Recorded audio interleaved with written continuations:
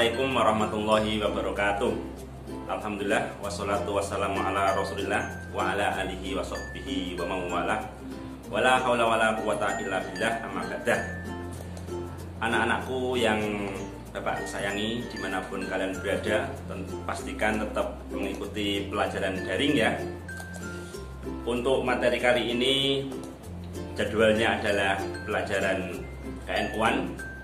Maka untuk itu sebelum Bapak mengulas materi, persiapkan buku KNU-annya.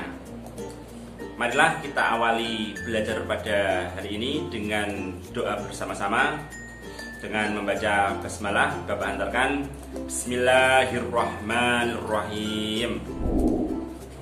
Materi ketiga adalah membahas tentang sumber-sumber hukum Islam.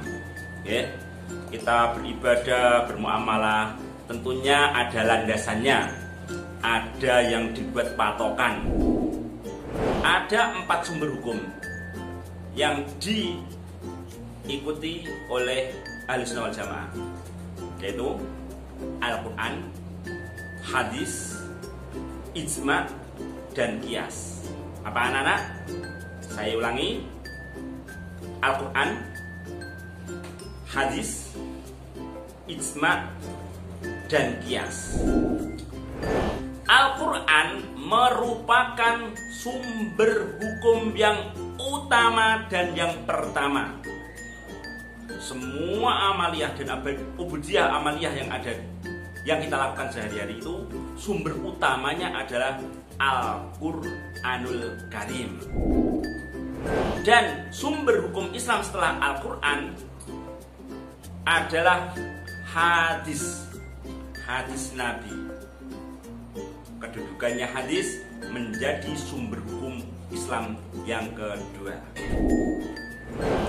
Setelah itu adalah ijma, yaitu kesepakatan para ulama mengenai suatu hukum. Ya anak, ijma yaitu kesepakatan para ulama mengenai suatu hukum. Dan untuk urutan yang keempat, sumber hukum yang keempat adalah al-qiyas, yaitu menyamakan hukum sesuatu yang tidak ada pada nas Al-Quran atau hadis disamakan dengan hukum yang sudah ada pada Al-Quran ataupun hadis. Ulangi, qiyas yaitu menyamakan hukum sesuatu yang tidak ada ketentuannya di dalam Al-Quran atau hadis disamakan dengan hukum sesuatu yang sudah ada ketentuannya di dalam Al-Quran ataupun hadis. Hukum Islam yang utama adalah Al-Quran. Kalian ketahui sudah mungkin di pelajaran Al-Quran hadis sudah didefinisikan Al-Quran adalah kalamullah yang diturunkan kepada Nabi Muhammad melalui perantara malaikat Jibril, dan membacanya adalah ibadah. Itu merupakan sumber hukum Islam yang pertama, karena di dalam Al-Quran itu mengandung banyak sekali hukum-hukum dalam agama Islam.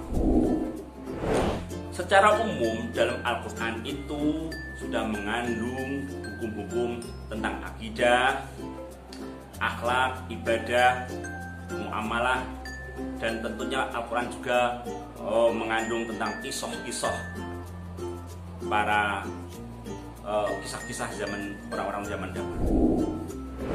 Akidah bisa dikatakan al-ahkam al-i'tiqadiyah. Akhlak bisa dikatakan al-ahkam al-khuluqiyah. Ibadah bisa dikatakan al-ahkam al-amaliyah. Dan muamalah dan kisah-kisah itu hukum-hukum yang terkandung dalam Al-Quran. Ini adalah sumber hukum Islam yang utama dan yang pertama. Hukum Islam yang kedua adalah hadis. Hadis itu apa sih? Segala sesuatu yang diucapkan, yang diperbuat, yang ditetapkan oleh Nabi Muhammad, itu yang dinamakan hadis. Hadis di sini menjadi sumber hukum Islam yang kedua setelah Al-Quran. Saya ulangi, hadis menjadi sumber hukum yang kedua setelah Al-Quran. Fungsi hadis terhadap Al-Quran setidaknya ada 4. 1. Bayan takrir atau takkid, yaitu hadis berfungsi mempertegas atau memperkuat hukum yang telah disebutkan dalam Al-Quran.